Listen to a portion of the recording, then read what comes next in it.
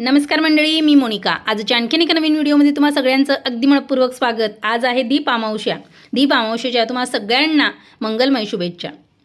दीप अमावस्येच्या दिवशी आपण घरोघरी कणकेचे दिवे हे करत असतो आणि मी सुद्धा तेच करत आहे. तर सुरुवातीला पातेलीत वाटीभर पाणीत गूळ टाकून विरघळून घेतला आणि गव्हाचं कणिक घेतलेलं आहे आणि हे पाणी सुरुवातीला गरम आहे म्हणून मग चमच्याच्या साहाय्याने मिक्स करून घेतलं.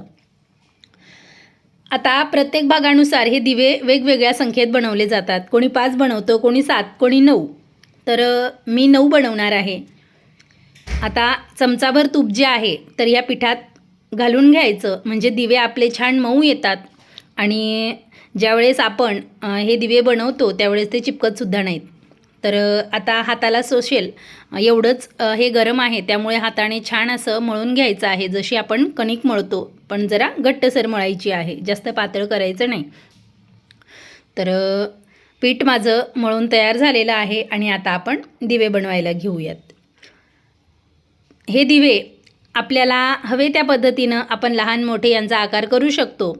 आता माझंसुद्धा वाटीभर जे पीठ आहे तर त्यात 9 दिवे झालेत आणि उरलेल्या पिठाच्या मी कापण्या करून घेतल्यात. म्हणजे शंकरपाळे ज्या पद्धतीनं असतात तर त्या पद्धतीनं गोड शंकरपाळे या उरलेल्या पिठाचे मी केलेत.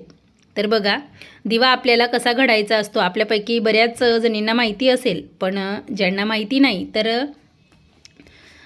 आपल्या जे 4 बोटं असतात तर ती बाहेरच्या बाजूने आणि अंगठा हा मधल्या बाजूने ठेवायचा आणि त्याला गोल फिरवत जायचं. तर आपल्या दिव्याचा आकार जो आहे तो छान येतो. आता अशाच पद्धतीनं मी सगळे दिवे जे आहे ते बनवून घेते. सर्व दिवे जे आहेत ते घडून माझे तयार झालेले आहेत आणि यांना आता वाफवण्यासाठी एका चाळणीत मी ठेवणार आहे. गॅसवर आपल्याला पाणी गरम ठेवायचं आहे एका पातेल्यात आणि त्यावर ही चाळणी ठेवून हे दिवे वाफून घ्यायचे आहेत. दिवेसुद्धा माझे वाफून छान गार मी करून घेतलेत आणि त्यानंतर एका ताटलीत मांडून घेतलेत.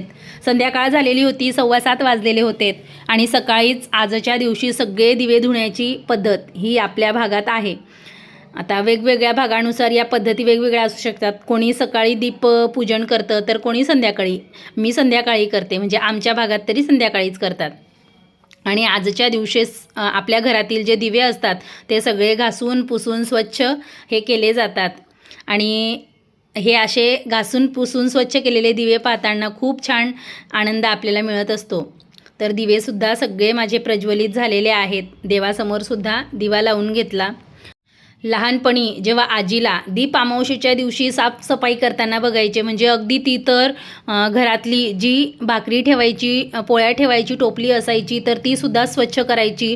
आधी आमच्याकडे कंदील होते, ज्यावेळेस लाईट जायची रात्रीच्या वेळेस, म्हणजे लाईट त्यावेळेस आलेली होती पण लोड शेडिंग किंवा लाईट जाण्याचं प्रमाण हे खूप जास्तीचं होतं, म्हणून मग कंदील असायचेत, वरती त्याला काच बसवलेला असायचा. तर असे कंदील सुद्धा ती घासून पुसून छान स्वच्छ करून ठेवायची आणि सगळे दिवे त्यानंतर सगळे देवसुद्धा छान घासून घ्यायची. प्रत्येक सणाला माझ्या आजीची मी तिला माय म्हणायची, म्हणजे सगळेच जण आम्ही तिला मायच म्हणायचो. तर तिची आठवण आल्याशिवाय राहत नाही. तिच्याजवळच मी लहानाची मोठी झालेली आहे आणि प्रत्येक सण मी तिला साजरा करताना जवळून पाहिलेला आहे. मी सुद्धा बऱ्याच गोष्टी या तिच्यासारख्या करण्याचा प्रयत्न करते, कारण ज्या गोष्टी आपण बघितलेल्या असतात, जे आपल्यावर संस्कार झालेले असतात आणि ज्यांना आपण जवळून बघितलेलं असतं, तर अशा गोष्टी ज्या आपल्या मनाला भावतात, आपल्या बुद्धीला पटतात, त्या केल्यावर आपल्याला आनंदसुद्धा मिळतो. तर तिच्यासारखे बऱ्याच गोष्टी मी करण्याचा प्रयत्न करते. ती अगदी प्रेमळ आणि सगळ्यांशी जुळवून घेणारी, सगळ्यांवर प्रेम करणारी, माया करणारी, कधीही न रागावणारी अशी आजी माझी होती. चला असो, दीपपूजन माझं करून झालेलं आहे आणि आता आपण संध्यावंदन करूया, म्हणजेच शुभम करोती म्हणूया. शुभम करोती कल्याणम आरोग्यम धनसंपदा शत्रुबुद्धी विनाशाय संध्यादीप नमोस्तुते. तिळाचे तेल कापसाची वात दिवा जडे मध्यान रात दिवा लावला देवापाशी, उजेड पडे तुळशी पाशी. माझा नमस्कार सर्व देवांच्या पायापाशी. ये ग लक्ष्मी बस ग बाजे, माझं घर तुला साजे. घरातली इडापिडा बाहेर जाऊ दे, बाहेरची लक्ष्मी घरात येऊ दे. घरच्या सर्वांना उदंड आयुष्य, सुख समाधान शांती लाभू दे.